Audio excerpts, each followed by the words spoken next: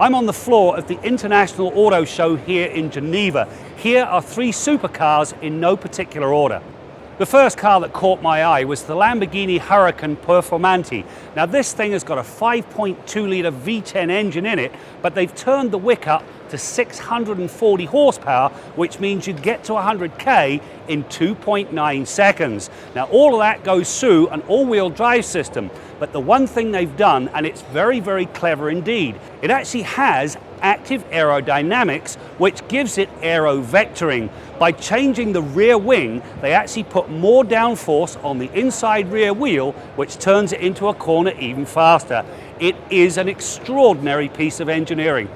One of the more realistic cars to show up at the show was the Porsche 911 GT3. Now this thing gets a 4-litre naturally aspirated engine, which means it's one of the few in the portfolio that doesn't have a turbo. You combine that with a 6-speed manual, and I can hear all of those aficionados, their hearts are twittering right now, because this thing goes back to basics. Naturally aspirated engine with a 6-speed manual transmission.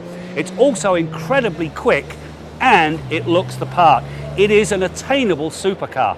Last up is the Pagani Huayra Roadster. Now this thing bucks the trend because the convertible is actually lighter and more powerful than its coupe sibling. It gets 764 horsepower. You put that lot through the grinder and you've got a car that runs to 100k in less than 3 seconds. The other thing, according to Pagani, this thing can pull a monster 1.8 G in a lateral corner. Now that is beyond belief.